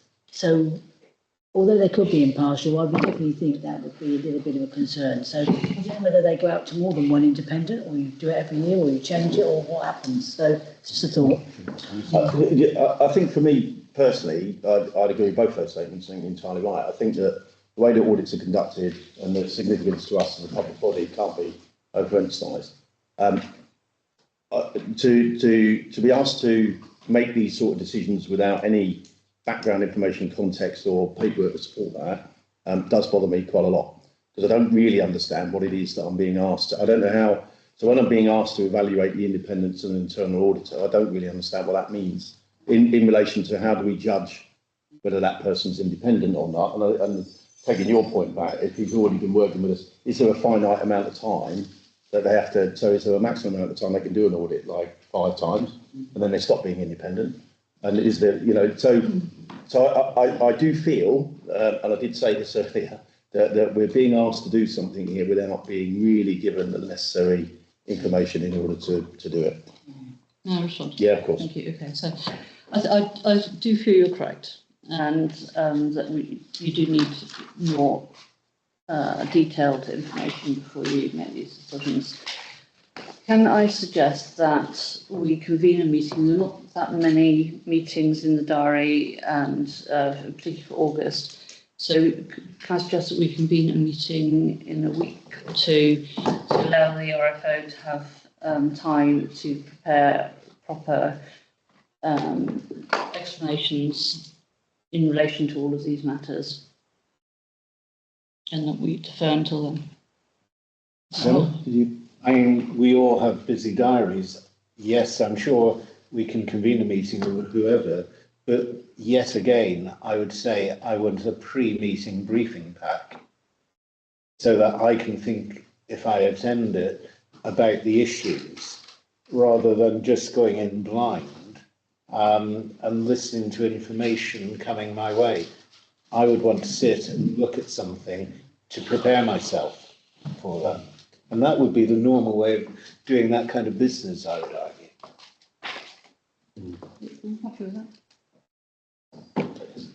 Coming? Yeah, I must have got slightly the wrong end of the stick on this one, because I thought this was asking us to sort of, in retrospect, approve the independence of the auditor for the process that's just taken place. It was something that had been sort of left off, and we were approving a retrospect. But if we are talking about things to come and we have the ability to kind of shape them and change them, then I agree with what's been said. Yeah.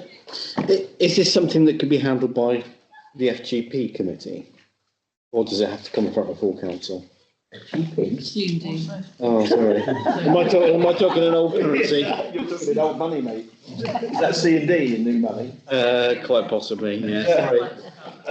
Apologies, for financial general purposes. It's a historic committee that doesn't exist anymore. I did think, sorry, that C&D could look at this, but then we didn't have a meeting coming up anytime soon anyway, so... Well, what's the deadline for getting a decision? I'm not entirely sure, but I'm sure we can have an extension. Okay, I think this does need to be, there's an element of due diligence that's required here, evidently. And certainly for councillors, we need to be comfortable with the information that we're being provided. Can I ask that what we do now is defer this as an item, pending investigation, and we receive a report as to what we need to do next, and then we'll consider, I suppose, whether it can go to a committee or needs to come back to full council. Well, yeah. I mean, C&D is due on the 17th of September. There can always be an interim one. I think, because again, we need to know what the timescale is for replying, and when we're not aware, so I wouldn't want to rush something for the sake of doing it if we're not under a massive amount of pressure to do it. I'd rather get it right first time. Right, so let's try and put that. So can I, do I need to vote on this first and then do the deferral? I don't want to keep making the same mistake if it is one. It would be silly to defer a motion that's not been picked, wouldn't it? Right, okay, so we're all happy. What I'm going to do is propose that we defer this item pending investigation and a report from the town clerk about next steps. Or it will come from you, from her, if you like, but whatever, either way. It's a clear distinction. Okay. And so the RFO, there is different responsibilities. Okay. So from the RFO then. Taking a month off for holiday. So are we? So that's my proposal. Huh? Second that. So all in favour? Anyone against? None? Okay, that's unanimous. Sorry, Chair, if I may just make a point. Being as we have a separated RFO role from town clerk, often they're combined. I'm minded to suggest that we should expect the RFO to be present at full council meetings when we're considering material of this nature. I don't disagree. Definitely in the future, when it's going to be a new. Yeah, I don't disagree at all. Okay, we've done 12. So 13, to agree means of responding to invitation from Cornwall Council to review renewals of public spaces protection orders, dogs, current orders previously circulated for information. So the current, information is already there. I think what we're being asked to do is think about how we respond as a council, is that right? Yes. Anyone have any thoughts on that? Peter? Well, I do, because we've spent years sweating on how, and mainly this comes down to dogs on beaches and how it operates on beaches. Yeah. I always get loads of complaints just around about Easter time with people observing dogs on beach not complying with the orders. Now, we do have a dog warden who attends viewed roughly half a day, once every other week, but he can't be there all the time. We haven't got the money to do that. I believe that people should self-police. We don't live in a police state. We live in a state where we believe in the principle of policing by consent. So we put these orders into place and we expect people to abide by them. Now, essentially what it means is that dogs on crooklets, could be a puppy, isn't it? Yeah. Dogs on crooklets in the main season, which I can't remember the exact date, it's approximately the beginning of May till the end of October, are banned entirely. On some of these, they can be on the beach, providing they're on a lead. We spent between 10 and 6. Yeah, between 10 and 6. So roughly, you know the gist. It's been the same for the last 3 or 4 years. We spent years getting to that position. I am reasonably happy that I don't see any possibility of making any improvement that isn't just doing something a bit different for the sake of it. So my position is just I would accept what's on the table and go for it, and I'd be happy with that. But I'd be happy to listen to any different thought. Peter, please close your ears or cover them. I think we might as well just agree with them because no one polices it anyway. Cornwall Council can't, they don't have the funds to, but we might as well just agree with it because the amount of people that just don't bother listening and go against it, and the dog fouling, there's no point in them being in place. Sorry. Okay. Kevin. I agree. I'm going to be kind of tussling with Tom over the kind of advocate for procedural matters. I think this is something that's a little bit more general than just dogs. I know we can talk about granular detail about whether dogs should be on leads or banned or whatever, but I think when we've got consultations like this, and we do seem to have them fairly regularly, and they often sort of blindside us, and it's how we're going to do it, how we're going to sort this out, and then it's a couple of people sitting around with Ian filling a form in online. I would say that all of these sorts of consultations need to go through the committee, and at the present moment, although this might change, the committee that I would have thought would be most appropriate would be F&E. So I would suggest that with this sort of consultation, the most appropriate committee would be delegated to respond on behalf of full council, and we do that, for all of this stuff that comes about. Just to come back to that, because again, I spoke about this earlier with the town clerk, and that's the understanding I've got at the moment of what we're being asked is not whether we agree with it or not, it's the process of putting in a response.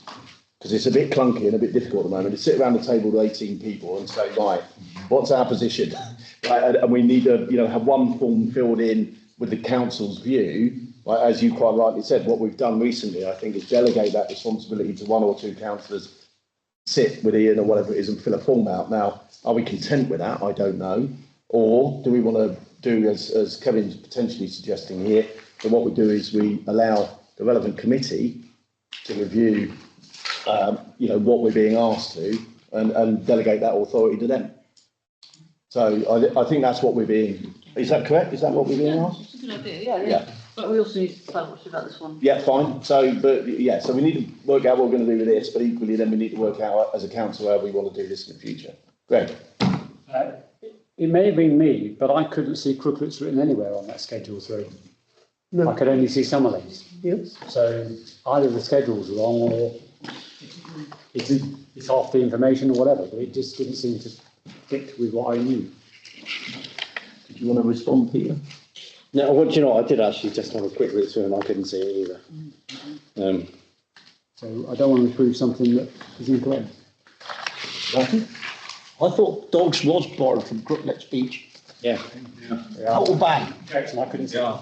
Well, that's what it used to be, but. They still are. They still are. Yeah, but I mean, in all honesty, dogs should be banned from every beach. They're a nightmare. There shouldn't be a dog, well, shouldn't be a dog anywhere like that. But nobody will enforce it. But until they actually, if Bude had a dog warden, he'd be self-supporting. He'd make a fortune. He'd make the town very, very rich. You walk up on the downs. Yeah. It's a bloody disgrace. Well, you walk up on the downs and you trip over people and pick it up with a dog poo.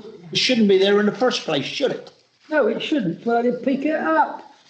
Anyway, right. Nobody taught me that before, did they? Kate? Yeah, I personally don't see any point of them changing anything that is there in place now, because people are either going to ignore it or not. I don't think making it stricter or is going to make any difference. The only thing I would like Cornwall Council to do is if, they are saying that these are the restrictions, signage needs to be better and bigger. Because that's the one thing that people, well, I didn't see a sign. Well, no, because it's about this big. Who's going to notice it?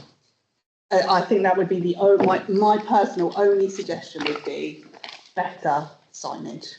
Other than that, I can stick in another suggestion, and that is the R&I give out an announcement once in the morning and once in the afternoon. Dogs are not. They refuse. They've been asked. I know. Yeah, but it's the only way you get it. Right. I think if we're going to stick with it for now, I think he's looking at the future, but I do think we need to put pressure on the Cornwall Council to enforce it somehow. I don't know how that can be done, but if we enforced it, it would work much better. Thank you, Greg. On a similar note, I believe, is it Cornwall Council or is it Bude-Stratton Town Council is responsible for emptying the dog bins? And look after the dog mess bins, a specific plastic one. We have dog bins, Cornwall Council has dog bins. Well, whoever has them, the signage on that needs to be better, picking up the point about signage. Because actually, it's a plastic bin with very little information on it. What it needs to say is dog mess only, take your rubbish home with you. Because the problem is to get a third full of people with coffee cups, etc. But it doesn't say don't put it in there. It just says it's just a sign of a dog. Okay, Kevin? The policy of Cornwall Council is not to have designated dog bins, and there is a technical reason for that. If you have a designated dog bin, the waste from that has to be in a slightly different waste stream and collected separately. So if you go around all of Bude, you will see that all the litter bins are litter bins and dog waste bins. There aren't in Bude-Stratton designated dog waste bins. We have designated dog bins on the downs. I don't quite know how we get away with it. We end up putting it into a general waste stream, but we've done that and don't ask, don't tell. But I take it. It's basically our bins, which are the only ones that I know of that are just pure dog waste bins. No, Cornwall Council definitely runs dog waste bins, but not that I know in this area. They may. They are. I've seen. Yeah, they are. Before we go any further, I just want to propose that we extend the meeting. Yeah. Okay, so can I propose that? Do I have a seconder? Okay, all in favour? Okay, anyone against? Get it. Yeah, get on with it. No, I agree. Any abstentions? No, right, carried. Katie? Yeah, no, it's funny because I was told completely the opposite, and I was told that actually that the dog waste bins being separate are being phased out because there's no point, because everything just goes in one rubbish and goes the same way. Correct. So actually, it's a complete waste of time and waste of money, and you may as well just have one lot of bins because it all goes to the same place anyway. But there's, yeah, that does happen, but technically it's not supposed to. Okay, right. So the what's in front of us is, do we agree with what's currently being proposed and also what the mechanism is going to be moving forward? Do we want to do that as two separate things? Because I think they are two separate things. Do we agree with the proposal that, is that what's being asked? Well, I think Greg has made a point. Middle Beach and Quickwitz Beach don't appear on the schedule. So we don't agree with it then? I mean, exactly, but we've got to ask the question. Yeah. So if we feel there's not the detail in it, then we'll just vote against it. Yeah. For the reasons that you've just stated. Okay. It says to agree a means of responding. It doesn't ask for a response. No, I agree, and that somehow that sort of crept into the conversation somehow. That wasn't. Is that right? Yeah, so they're actually asking for response though, so. But that's not the agenda item, is it? No, well, no. It's to agree a means of responding. So, i.e., is it just one person that's going to go and sit? Are we all going to do it independently? Are we going to give one response now to the council? Propose the authority is delegated to the town clerk to complete the invitation from Cornwall Council to review the renewals of public space protection order dogs and to make sure that Quickwitz Beach and Middle Beach is included on that schedule. So anyone want a second now? Okay, all in favour? Okay, anyone against? Sorry, Tatiana. Yeah. One against, thank you very much, that's carried. Okay, so to agree to means of responding to the town and parish council survey into local van dwellers. So again, are we in the same position here where we've got to agree a means of doing it and also provide a response? Is that right? Just to clarify? Peter, this is obviously your bag. It's my bag. So this is in response to some councillors being very concerned about people taking to van life, living full-time lives in vans, rather than opportunistic holiday makers rocking up and having a week in their van that they've converted themselves and looking at the sea while they're doing it. What the worry is that we've got a hidden subset of people that are choosing to live semi-nomadic lifestyles, but even more, we don't know where they are, even if they are there, and whether or not there might be children with extra needs or vulnerabilities within our communities. So what I asked our team to do is to write out to parish and town councils, effectively looking for local intelligence, just to see if there are any communities that are aware of small communities or van dwellers living in their communities. I personally don't know of any in Bude-Stratton. I know of plenty of people that turn up their van, but I don't know of people living full-time lives. It's like the public gallery might know of something, but this is a very early light touch intelligence gathering just to see if there is an issue throughout Cornwall, and we're hoping that parish and town councils would probably have that intelligence between the councils that sit around tables. Thank you, Tom. There is one on the way to the storage works, the road off the talking about. Oh, yes, I know. Yeah. Has that not been? I thought that had been abandoned. There's been some conversation about whether that's been abandoned or there was anybody actually broken down, I think. Right. There's one being used as dwelling. So, you know, Richard. That's the one that I was going to refer to. It's been there for months. Right. And then there's a camper van, and then there's a car next to it. Yeah. Just looking at I walk that area quite often. I don't think we need to have moved an inch in something. It moved last week, sorry. Okay, but the indication is that there's somebody living on the effect. Okay. Right. Lorraine. Oh, it would have been nice again to look into it, but as you go into the link, you can't use the link. Or I couldn't. And it just would have been nice to, because it's also said about being attached to the letter, but there wasn't anything attached or anything to do with the survey. I see. Or is it just my computer? Link I couldn't get into it earlier. Wouldn't let me. Tom's in. Thanks. It's got your name. Although, sorry, yeah, you can get into the first part, Oh, but you can't get any information. Sorry, apologies. Can you get? Okay. So, Peter, what we're being asked for effectively is the town council response using local intelligence to the survey. Yeah, well, local intelligence is that there is one vehicle on a lay-by on the A39 proximate to, I've forgotten his name, the Shell man. Public. Mr. Cobbledick's enterprise. Yes. Peter. So can we, again, delegate authority to the town clerk to complete the survey with that single bit of information on? Okay, we have a proposal. Any seconders? Anyone? Yeah, okay. All in favour? Okay, anyone against? No, right. It's one against. Yeah. Okay. Where's the agenda gone? Sorry. So receive items correspondence from the town clerk. Marvellous. No, Tom? Is there any possibility that councillors could have sight of the offer that was made on a certain property recently, even if in redacted form, please?